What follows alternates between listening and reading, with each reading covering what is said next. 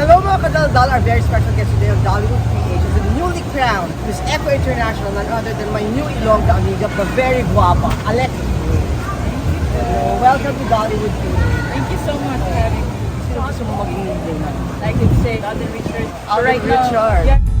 And do you have any crushes or showbiz? And of course, for the women, I have my fiancé. I don't know, everyone just loves fiancé. Nawawak-boys ka ba ever? Kasi syempre you're always glammed up. These times naman, especially like, I get hungry in the middle of the night. I'm just gonna put on a hoodie and a pants. So we're gonna get out in the middle of the night and just get random food. And usually when I'm at home, So how does it feel na ikaw ang bagong reyna ng Pinoy? people would always tell me that I am not the prototype of the pageant.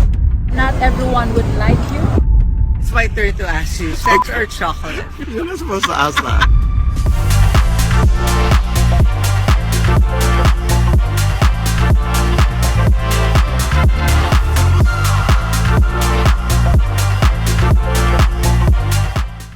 Hello mga kanodal, nandito tayo ngayon sa Paradise for the 20th anniversary of my happy place na Carvajal de Boracay. Maraming salamat sa aking Vigo Voice and Legal Love for inviting me. Tara, makiparty kayo!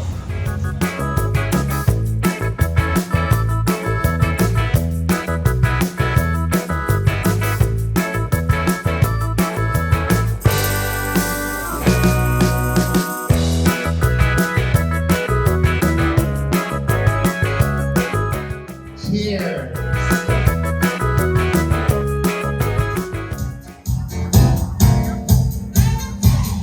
Thank you.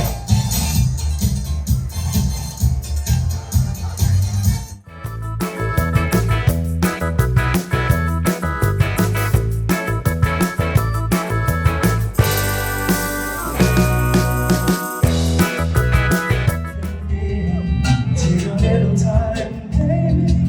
See the butterflies colors. Listen to the birds that were sent to sing from you.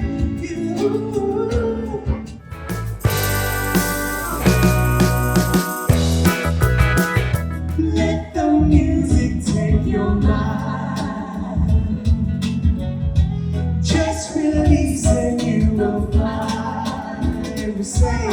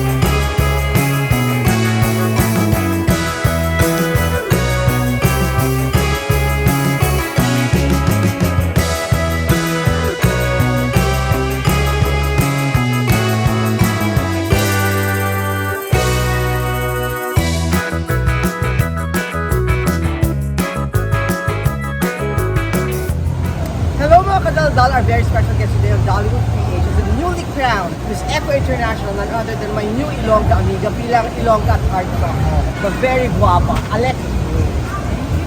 Welcome to Dollywood Creations. thank you so much for having me. So how does it feel na ikaw ang bagong reyna ng Pinoy? Well, actually, the feeling is so surreal. I was telling the people that I had an interview with a few days ago that, you know, it hasn't sunk in yet until now when it's almost been a week. And I think it's because of the fact that I saw so many alignments during the competition, but I was neglecting the fact that maybe it was for me. And when I got the crown, I was speechless of the outcome, knowing that I gave it my best. And I have a lot of people who were supporting me all throughout the competition that was even more happy and excited that I got to get home the crown. So were there things that hindi mo nasabi dun sa competition that you want to say now? I guess it's really just the fact that I'm so grateful with everyone who supported me. It's something that is so underrated whenever we're competing, because most of the time when you're asked a question, you talk more about your experiences, you answer the question and so on. But I guess it's the people behind the scenes that I'm more grateful for about. It really takes a village. Yeah, it is true, and it just don't take a year for a queen to be a queen. It took me so long just to get in here, and without these people who have helped me and shaped me to where I am, I don't think I'll be the Alexie that I am today. What's your advice to aspiring beauty queens? Ay, mga gusto sumali ng pageant. Like si Pia Wurtzbach, nakwento pa nila dito Boy Abunda na she tried several times before she got the crown. Because most of the time when I'm competing pageant, people would always tell me that I am not the prototype of the pageant. Yeah, And short hair. Yeah. And what I understand later on, that it's not really about the prototype that makes you a queen or not. I realized that once you become authentic and once you embrace your identity and yourself and you're genuine with what you want and your intentions, sometimes things happen for you.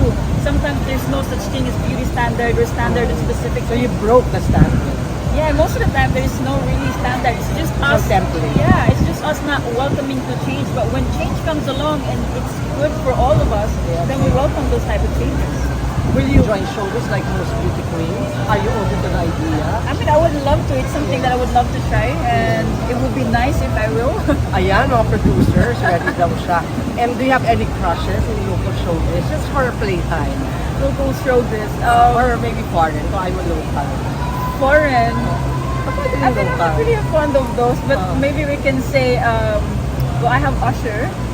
And of course, for the women, I have my mother, Beyonce. I don't know, everyone just loves girl Beyonce. crush, girl Yeah, crush. but Usher, love the song, love the vibe, and so on. But yeah. So if ever you do a movie, sino gusto mo maging leader na? Ooh, a movie. That would be good. A lot, but I would say that guy, the Superman, Oh, Superman. that guy. Local actor, wala kang. I like to do it's really, really good. And I can say before I was fond of watching good movies like Alden Richards and so on. But Alden Richards. Yeah, because right now I didn't have much time to watch movies and all, so. Nawawapoys ka ba ever? Kasi syempre you're always glammed up, like a poise na poise. Was there any wapoys moment? Para the people out there can relate it to you. Na, ay, naku, tao din pala si Alexie. I think- Nawawapoys.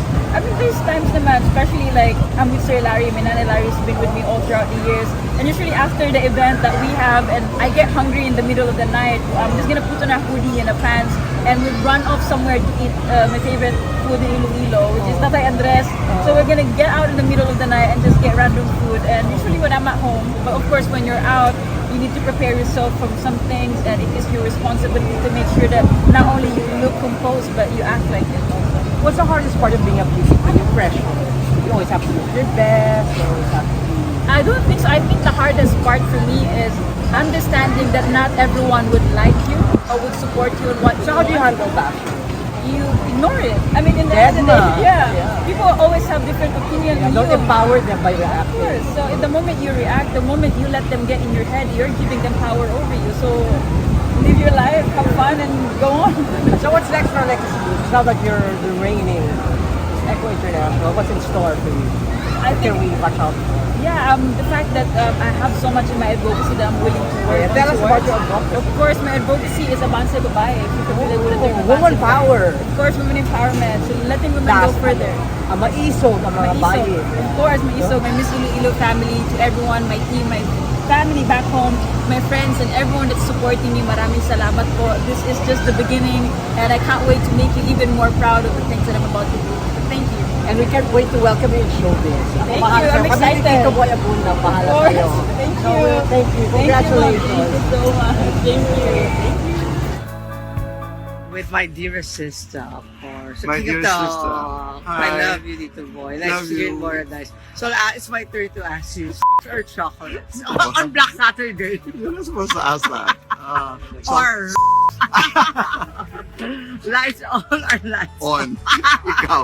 Sa chocolates. depends who I'm sleeping with.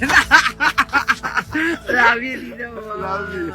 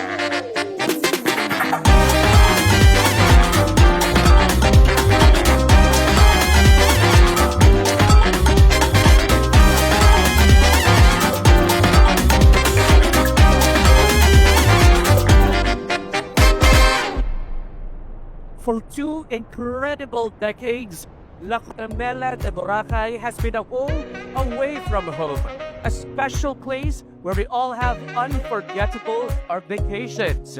Tonight, we honor the journey that started with a vision and blossomed into one of Boracay's most beloved destinations and landmarks. Tribute to the people behind it, the guests who became family, and of course the moments that turned into lifelong memories. To kick off our festivities and to officially welcome us all, La Carmela de Boracay, maraming salamat sa 20 taon. Here's looking forward to more years in the future. Cheers, everybody. Cheers. So, let's have fun. Let's have fun. Wow, God is good. Thank God.